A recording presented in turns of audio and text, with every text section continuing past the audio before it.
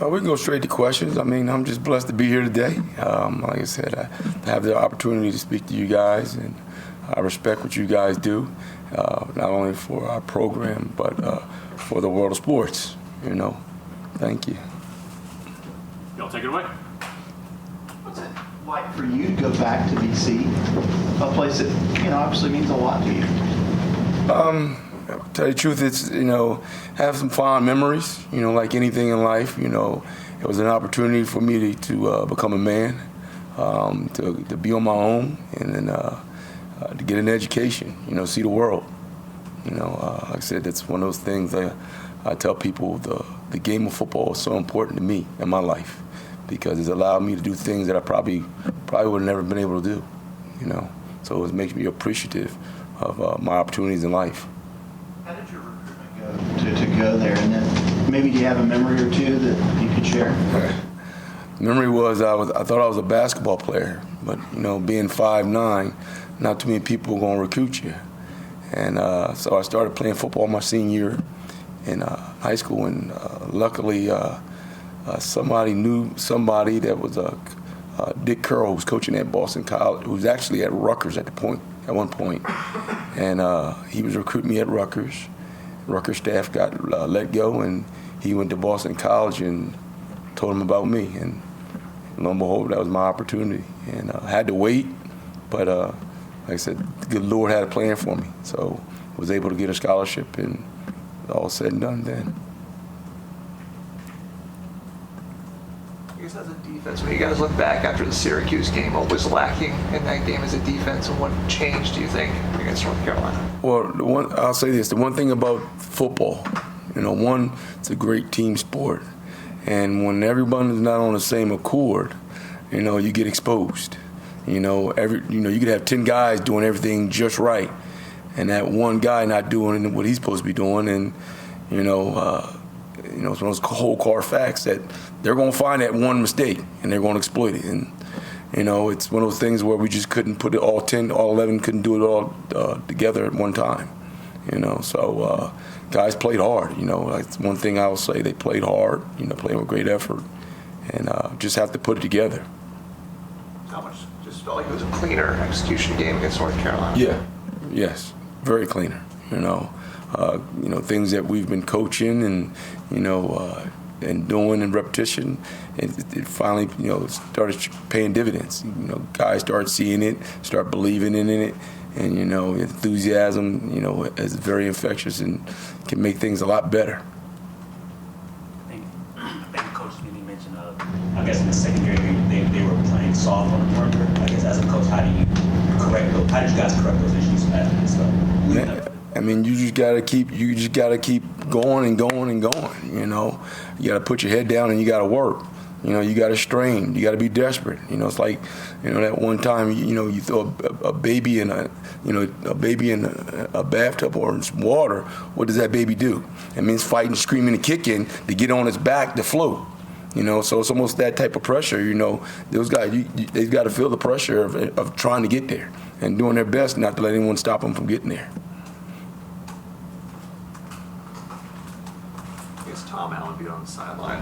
How did that change things for you guys as a staff? Great. I mean, if you know anything about Coach Allen, I mean, he plays, he coaches with a lot of tenacity, and I like it. It's infectious. You see your top leader, jumping up down, leading the charge. Hey man, you want to get a part of that too. You don't want him to have to be the pie. It's a team effort, and I love it. I love playing for him. He brings some things to our defensive staff that, like I said, I love it. I'm glad he's here. I noticed Saturday there was a lot of energy on the sideline. Was that because of Tom Allen? Part of it, yes. But I mean, if you come to practice, we bring the juice every day. And like I said, our players are a reflection of the coach sometimes, and sometimes, hey, the coach has got to get fired up. Players see the coach fired up, then they want to get fired up, and then everybody wants to get fired up. That's just the way it is sometimes in life. Sometimes in life, one person has to be that spark plug. When you have a bunch of spark plugs, then heck, that engine's going. That rock is moving. How would you assess Ashton and Jaden's performances? Just, guys are playing hard, just wanting to be more detailed, more consistent, like anything. The one thing about, playing for, I guess for me, is I'm very hard on my guys as far as grading, and so they know in order for them to get a plus on a play, it's got to be darn near, it's got to be perfect, because I'm not going to accept anything less. And so they're working. I love the work that they're putting in. They're putting in extra. They want it too. And then the good thing about last weekend is it makes you appreciate winning. It really does. That you got to go out every day and you got to earn the right to win. And so what some people they miss is, like I said, football is a great teacher of life. And so this is not just helping them for the now moment. It's helping them for when they're graduating, when they're fathers, when they're husbands. So it's a great teaching moment, and that's what I love about it, because we're going to affect these kids longer in their life than this moment. And I love what our kids are doing. Our kids are coming together. They're fighting for one another. They're becoming a true team. Coach, we also mentioned how proud of growth of Brandon Schroeder this season. How have you kind of seen him grow this year? I mean, he's coming out of the shell. You have a kid that comes from a small private school in Georgia, and he's coming here, and it's a lot more people here, and he was a little timid, got a little injured, and so coming back and seeing his work ethic and the time that he's put in the classroom come to fruition is great for him. He got a penalty this weekend, and you see him, and you see him just the excitement and the tenacity in him, and it's like, oh, now you got to channel that a little bit, But it's great to see it. Our kids, like I said, our kids are growing, and that's what you want to see. Coach, when you was talking about Corey Gibson playing more nickel and kind of really having to push him along faster, I mean, how have you seen him respond to kind of having to? Great. I mean, the kid, he's accepted the challenge. That's one thing about Corian is, he's a fighter, and he's going to give you everything he's got, and because he wants to compete. He wants to be out there, and it's good. I like it, because now the kids, learn even more ball from a different perspective by being the nickel. It's good, and he's going to have to help us. So it's great for me. Saying it's that much harder to play nickel because obviously a corner you have the sideline is kind of a buddy. Like how hard is that to kind of pick up? Well, when you're playing nickel is almost like a hybrid linebacker / defensive back / corner. It's all those three positions wrapped up in one. You got to be a great blitzer. You got to be able to run, fill in the run gaps, and then you got to be able to cover. And then, like I said, most offenses' best receiver is their inside slot receiver. He's quick and fast. So now you've got that to match up, and you're usually not playing far off the guys. So you've got to be able to react at the quick of a dime. I guess what about Corey? Makes you guys confident he has that skill set, I guess. He's physical. He's strong. He's got if this kid put his hands on you, it's going to hurt. Okay, we don't do drills with him. I mean, DeAndre McDaniel and Zach Terrell did drills with him last week, and he hit them, and they felt it. The kid can tackle. He's fast. He's smart. So he's got it all. He's going to be a very good one. Coach, you've been around here a long time. You've been part of the undefeated national championship winning team. I'm just curious, when September is happening for you guys and it's not going the way you anticipated it going, how do you handle that as a coach? Well, I always say this, man. You're either getting ready to go in the storm, you're in the storm, or you just got out of the storm. Either way, you're going to go through something in life, all right?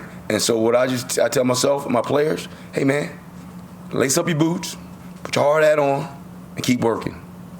Keep working. That's all you can do. You can't control those other things. The only thing you can do is control yourself and how you respond to them. And you got to let this opportunity right here, you've got to grow from it. So now when you go through another storm, all right, you're not shell-shocked or you're not taken by surprise what's been happening, all right? And that's one thing I could actually say about these young men, all right? They banded together, and stuck to it.